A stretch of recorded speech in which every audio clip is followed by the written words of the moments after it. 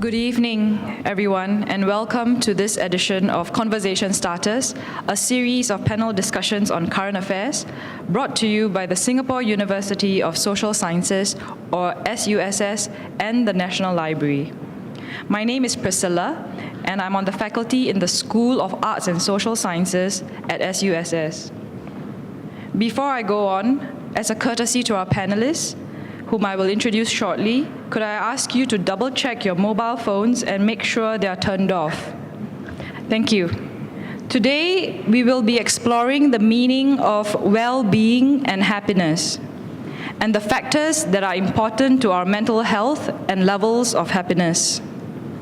The format is straightforward. Our guest panelists will discuss the issues, and after their remarks, we'll open it up and take your questions before we close the session. On the panel today, we have Susan Xu Yun. Susan Xu is an associate professor and head of the Translation and Interpretation program at the School of Arts and Social Sciences at SUSS.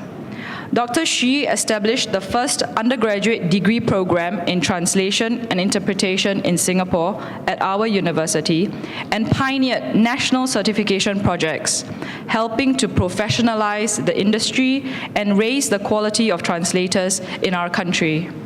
Dr. Xu's latest research project concerns attitudes towards happiness between the Chinese and English-speaking communities in Singapore. Or in other words, do Chinese speakers and English speakers in Singapore perceive happiness differently?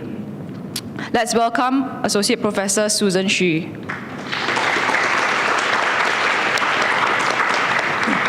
Our next panelist is Will Tove.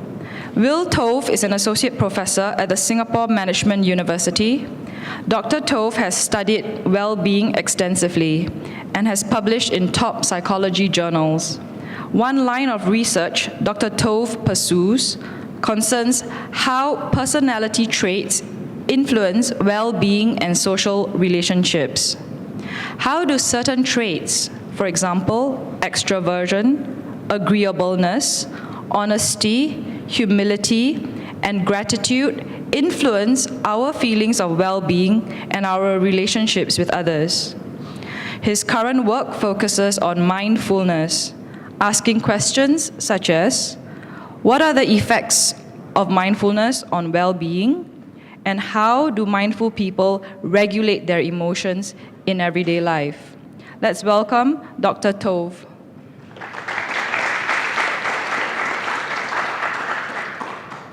Our third panelist is Wei Xian Lim. Dr. Wei Xian Lim is a senior resident in the National Healthcare Group.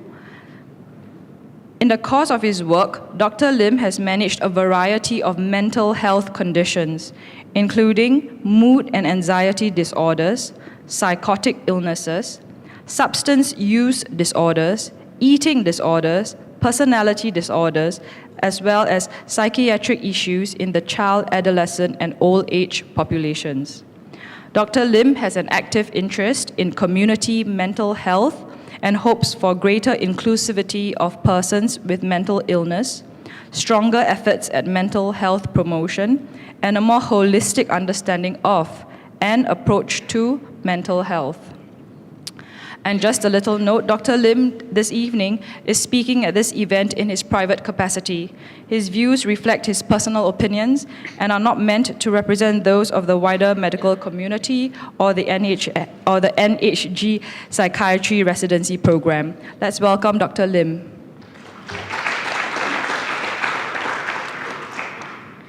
Finally, we have Dr. Wei Ting Ng, who is an associate professor and head of the Master of Applied Research in Social Sciences program at the School of Arts and Social Sciences at SUSS. Dr. Lim's research interests span the areas of well-being, emotion regulation, and personality differences, and her work has been published in leading psychology journals. Her research concerns include the relationship between well-being and factors such as income and psychological needs, the variable impact of well-being predictors across countries, how positive interventions might enhance well-being, and how personality may affect their effectiveness. Dr. Ng is the moderator for the discussion this evening. Let's welcome Dr. Ng. So a big warm welcome to our panelists, a warm welcome to you. And now it's over to you, Dr. Ng.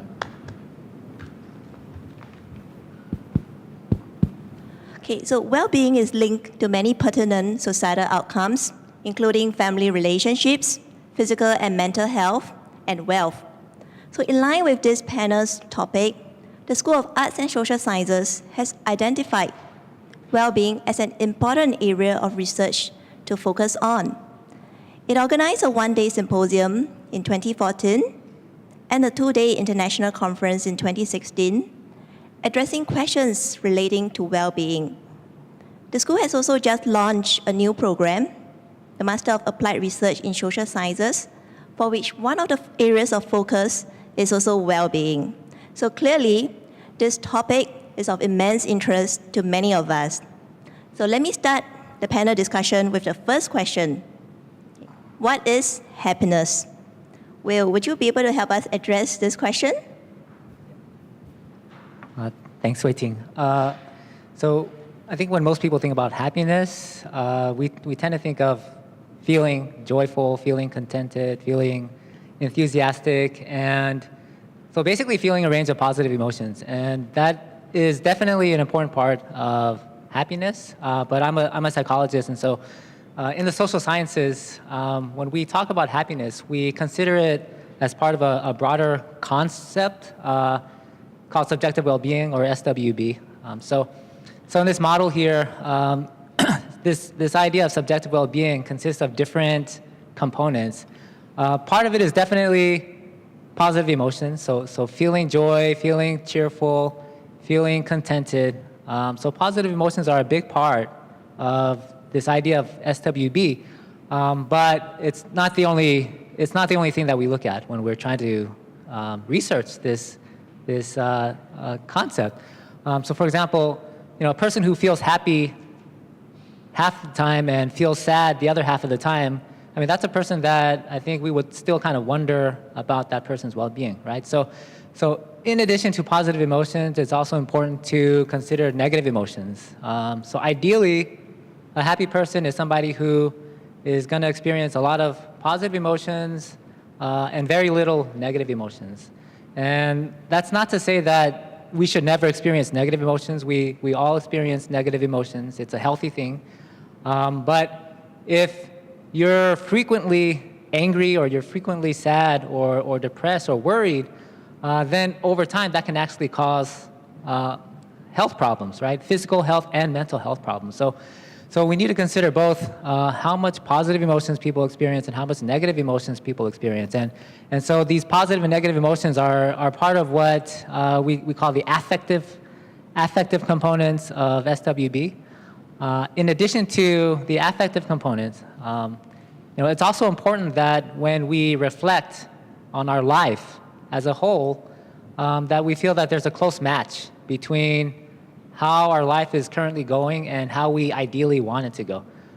So these are questions about, are you satisfied with life? So life satisfaction, that when we're thinking about whether or not we're getting the things that we want in life, the important things that we want in life, that whole process is a little bit different from just thinking about how we feel, right? So when you're thinking about how satisfied you are with your life, you start to think about sort of broad factors like the circumstances of your life or the conditions of your life. And so that's part of what we call the cognitive component of well-being. So I mentioned life satisfaction. Another way that this cognitive component has been measured in a lot of studies is by presenting participants or respondents with a ladder. So this is a measure of cognitive well-being called life evaluation. And so what we ask the participants is to imagine a ladder that's numbered from 0 to 10. 10 is the top of the scale, 0 is the bottom. 10 is the top of the ladder, 0 is the bottom of the ladder. And so imagine that the top of the ladder is the best possible life that you could live for yourself personally. And then imagine that the bottom step of the ladder is the worst possible life that you could live, okay? And so then we ask the participant, where do you see yourself standing on this ladder right now, your current life? So where do you see your current life on this ladder from 0 to 10, right? So if you like, maybe we can just take 10 seconds and people can just place themselves on this ladder.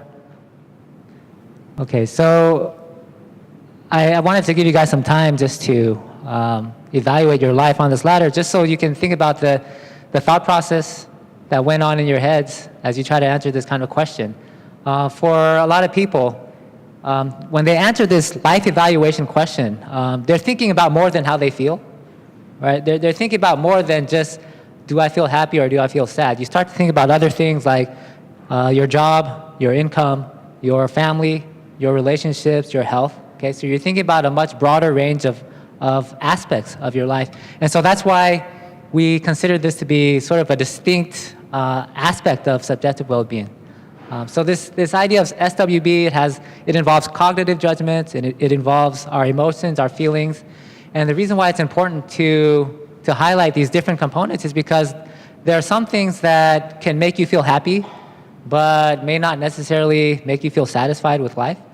And there are other things that can make you feel satisfied with life, but don't necessarily make you feel happy from day to day. And so understanding that is sort of an important part of understanding the general idea of what makes us happy.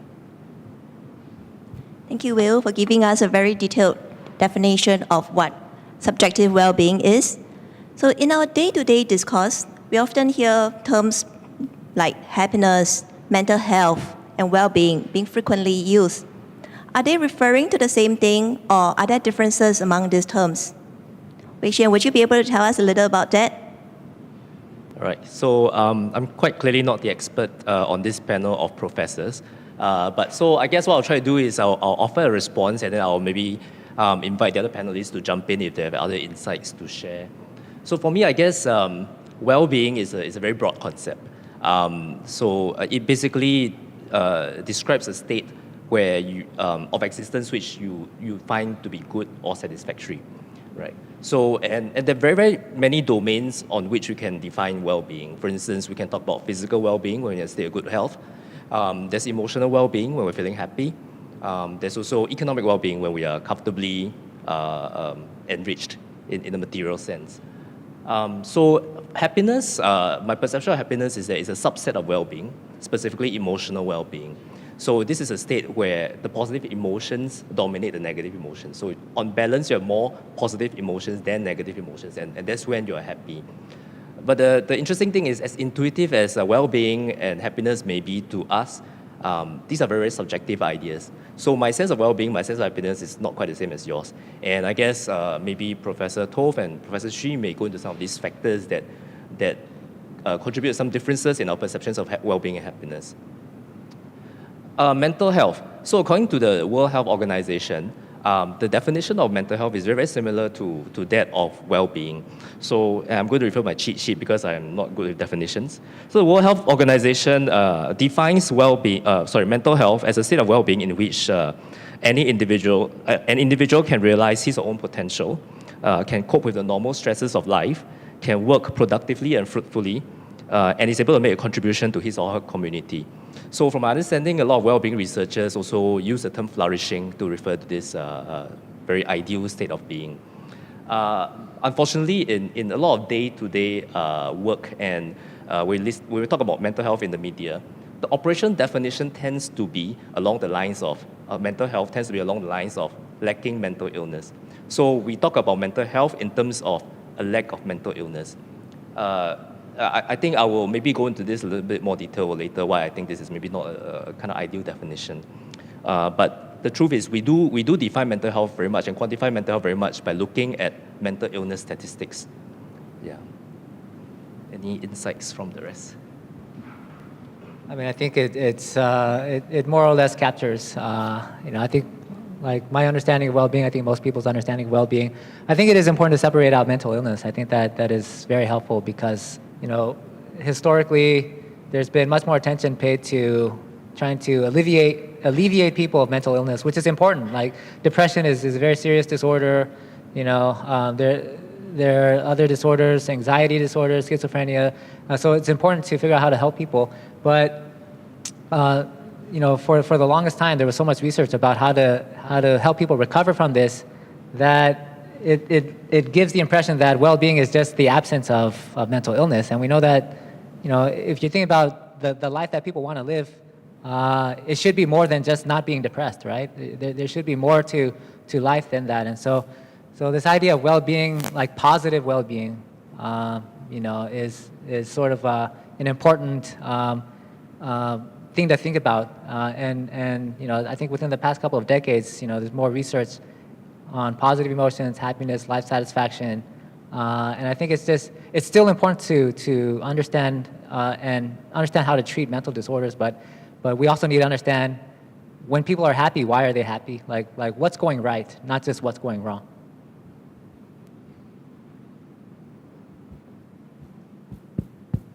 Okay, so traditionally the psychological discipline has focused more on the treating of mental illnesses, but in the recent decades there has been increasing focus, a shift in focus toward the promotion of positive mental health. So there's now a new movement of positive psychology. All right, so now we have looked at the definitions of happiness and well-being from the psychological perspective as well as from the broader health perspective. So we have also come across many words describing well-being, happiness. Okay, Susan, would you be able to tell us what are the key happiness words in English and Chinese? Hi. I'm not a psychologist, so I'm actually in the... so I would like to share my view as a linguist on the contrast between the understanding of happiness from Chinese community, Chinese-speaking community, and English-speaking community. So in happiness word, in English, there are many. But here I would like to list out, the most commonly used words such as happiness, which is a noun, and then happy, adjective, happily, adverb, and also, another one is well-being. So psychologists or people, when you talk about happiness, you tend to think that there's an equivalent concept or equivalent word, translation equivalence in another language. But the fact is that, I would like to share that there are many this kind of false friends in the psychology research or in our understanding of happiness. So for example, let me go back between just within English itself, there's a subtle difference between happiness, the understanding of happiness and the understanding of happy. When you say the difference between them is mainly, according to scholars or linguists, the difference between them is meaning the good and the very good. If you say I'm happy, means yes, you are happy, you are in a happy mood. Whereas when you say happiness, means you are very happy. So that's the difference between happy and happiness. And also there's also, in our linguistic world, we also say that some words are experienced near and some words are experienced far. So happy is experienced near, meaning that every one of us is able to describe the feeling. And when you describe to me that you are happy, we understand it. Whereas happiness is something that is a bit more experienced far in the way that scholars like to use it for their research and academic purposes. So that's why you hear happiness every day, especially in Singapore and in the world when the economy is good. So, but then, is there equivalent in Chinese? So if you look at Chinese, if you know Chinese, you know that there are many words that can express happiness. So, and understandable, and in fact, just before this talk, I went online to Google, happiness in Chinese, and basically the frequent one, the most frequent word that is being used is 幸福, happiness, 幸福. And then if you look at the 联合早报, and you will notice that even for, there's this National World Happiness Index, and then there are different translations, and then they all appear within 联合早报 itself, which is our local news, Chinese news media. So some of them translated as 幸福, and some of them translated as 快乐. So what's the difference between 幸福 and 快乐, and which one is more which one is more suitable, or more equivalent to happiness in Chinese, within Chinese?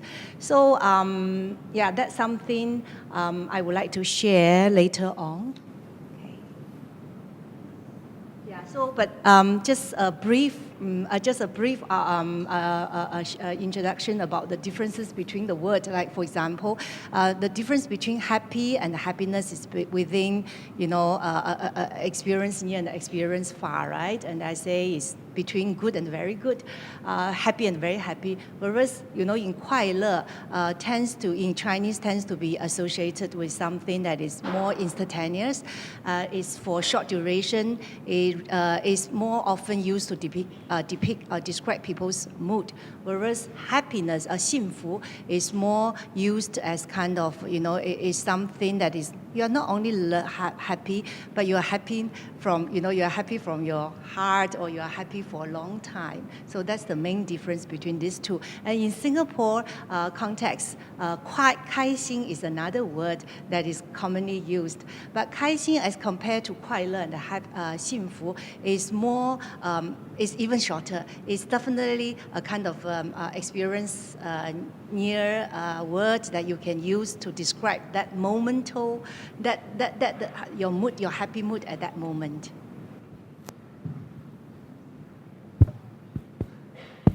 Thank you, Susan. So thinking along the line of how the use of different languages in describing happiness or well-being brings to mind another related question. So how would culture affect our understanding of well-being? Will, would you be able to tell us a bit about that? Sure. So there's based on the research in psychology, there's different ways that culture can influence well-being. One of the ways is our culture, our cultural values can influence the kind of emotions that we want to feel. So for example, Americans, they tend to value what are called high arousal, positive affects. So feeling excited, feeling enthusiastic, feeling elated. But when you look at Asians or East Asians, they tend to value more what are called low arousal positive affects. So feeling calm, feeling relaxed, being focused. So the explanation for this is that the researchers have offered for this cultural difference is that for Americans who value individualism, it's important to assert yourself. It's important to be an individual, to try to influence others, not be influenced by others. And so if that's your goal in a social situation, to influence others and to be assertive, then it helps to feel excited and enthusiastic and feel confident, right?